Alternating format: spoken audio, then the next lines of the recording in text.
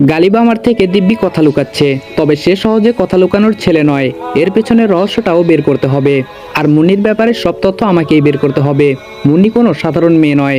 Tranquilliser এটা হচ্ছে দ্রুত ঘুমানোর ওষুধ। এটা সাধারণত ছিনতাইকারীরা ব্যবহার করে, খারাপ কাজেই বেশি ব্যবহৃত হয়। পুরো মার্কেট ঘুরে পেলাম না কোথাও, বেশ টেনশনে আছি। এই স্প্রে ছাড়া মিশন সম্পূর্ণ অচল, সব প্ল্যান মাটি হয়ে যাবে। আর এইদিকে গালিবও রহস্য কিছু আমাকে বলছে না, কিন্তু তার ভাবে বোঝা যাচ্ছে সে সব জানে। এখন কি করি, দেখা যাক সকালে কি হয়। গালিব ড্রাইভ করছে, আমি জানালা দিয়ে আনমনে তাকিয়ে আছি। হুট করে মনে হলো বাসের সেই কাজল চোখের মায়াবতীর কথা। এখনো সেই মেয়েটার কথা ভুলিনি, সেটা ভেবেই আশ্চর্য লাগছে। মেয়েটি বাস থেকে নেমে কোন মহাশূন্যে হারিয়েছে কে জানে। খুব করে ইচ্ছে করছে মেয়েটির সাথে আরেকবার দেখা হোক, কিন্তু বিধাতার সহায় না হলে এটা কোনোভাবে সম্ভব না। সেই অদ্ভুত স্পর্শ এখনো মনে সাড়া ফেলে যাচ্ছে। এত চিন্তার মাঝে কিভাবে সে আমার কল্পনায় আসে সেটা ভেবে কুল পাই না। গালিবের কথাই ধ্যান ভাঙলো। গালিব বলল, আমার মনে হয় ফুপির সাথে তোর পাঙ্গা নেওয়া ঠিক হবে না। আমি বললাম কেন? গালিব বলল, সে একজন এমপি। আমি বললাম কেন যে এটা আগে জানতে চাইলাম না, তাহলে এত কষ্ট করতে হয় না। গালিব বলল, তোকে আমি কমপক্ষে 50 বার বলতে চেয়েছি, যখনই পরিবার নিয়ে কিছু বলতে যাই ধমক দিয়ে উঠিস। কার এত ঠেকা পড়েছে তোকে বারবার বলতে গিয়ে ধমক খাওয়ার? আমি বললাম অন্তত এটা বলতে পারতি তোরই বোবা। গালিব বলল, সেটা বলিনি আমি ইচ্ছে করেই। আমি বললাম কেন? গালিব চুপ হয়ে গেল।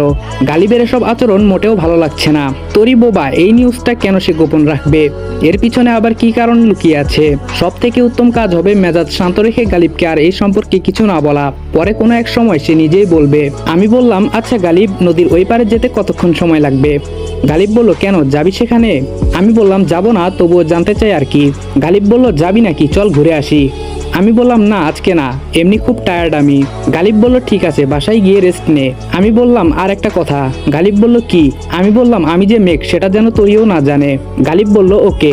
আমার দিকে বাড়ির অনেকে অদ্ভুত দৃষ্টিতে তাকাচ্ছে, হয়তো গালিবের ফ্রেন্ড হিসেবে আগে কেউ দেখেনি সেই জন্য। গালিব আমাকে রুমে রেখে কোথায় যেন চলে গেল। টায়ার্ড হলেও ঘুম আসছে না। গালিবকে ডাকতে ডাকতে কে যেন গালিবের রুমে আসছে। মহিলার কণ্ঠ শোনা যাচ্ছে, কিন্তু গালিব তো রুমে নেই। একটা গেম খেলা যাক। আমি কম্বল মুড়ি দিয়ে শুয়ে পড়লাম। মহিলাটি বলছে, এই গালিব। আমি বললাম হো। সেই মহিলাটি বলল, তুই ঘুমাচ্ছিস? আর এইদিকে এলাহি কাণ্ড ঘটে যাচ্ছে। মেঘ নাকি বাংলাদেশে এসেছে, আজকালের ভিতরে এখানে আসতে পারে। এখন আমাদের কি হবে? কি উত্তর দিব সঠিক বুঝতে পারছি না। আমার মনে হয় নীরবে থাকাটাই বেটার। এটা সম্ভবত মেজমামি। মেজমামি বলল, জনমের ঘুম ঘুমা, মেঘ আসলে তোরির বিয়েটাও বন্ধ হবে না। ভালো লাগছে না এসব। মেজমামি বকবক করতে করতে চলে গেল। আমি মুখ থেকে কম্বল সরিয়ে নীরব হয়ে আছি। বুঝতে পারছি না কি হচ্ছে, সব কেমন এলোমেলো হয়ে যাচ্ছে। আমার উপস্থিতি সবার নিদ্রাহীনতার কারণ, তবে কেন? এদিকে মামাতো বোন মুন্নি আমাকে মারার প্ল্যান করছে। এইদিকে মামি কি সব বলে গেল, কে জানে তাদের দলে আর কে কে আছে। না, ঘুমালে চলবে না, একটু হাঁটাচলা করি। আমি চলে আসলাম ডেকোরেশনের লোকের কাছে। ওরা বাড়ি সাজাতে ব্যস্ত। কে জানে কবে থেকে শুরু করেছে। এত বড় বাড়ি মুখের কথাও নয়। আমি একটা চেয়ারে বসে আছি, কাজ না করলেও চলবে, যেহেতু পরিচয় আমাদের ডেকোরেশন। আমার দৃষ্টি শুধু আশেপাশে লোকদের দিকে। এখন অবশ্য মানুষের তত আনাগোনা নেই, সবাই হয়তো ঘুমিয়ে পড়েছে। না, বসে থেকে কাজ নেই।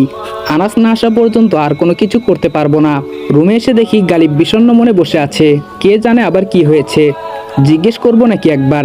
না থাক, ওরে জিজ্ঞেস করলেই যেই, না করলেও সেই। কোনো কিছু বলবে না। অযথা সময় নষ্ট না করে ঘুমিয়ে পড়ি। সকালে কারো হাতের ধাক্কায় ঘুম ভাঙলো। হকচকিয়ে উঠতেই দেখলাম তরি। আমাকে দেখে সে আঁতকে উঠলো। হাতে তার চায়ের কাপ, মুখে বিষণ্ণ ভাব। আমি কি করব বুঝতে পারছি না। কাল বাদে পরশু যার বিয়ে সে এখানে কেন? আবার চায়ের কাপ হাতে। আমার বোনটাকে কি সবাই দাসী বানিয়ে রেখেছে নাকি? আসসালামু আলাইকুম এভরিওয়ান। গল্পের ফুল পার্ট ইউটিউব চ্যানেলে আপলোড হয়ে গেছে।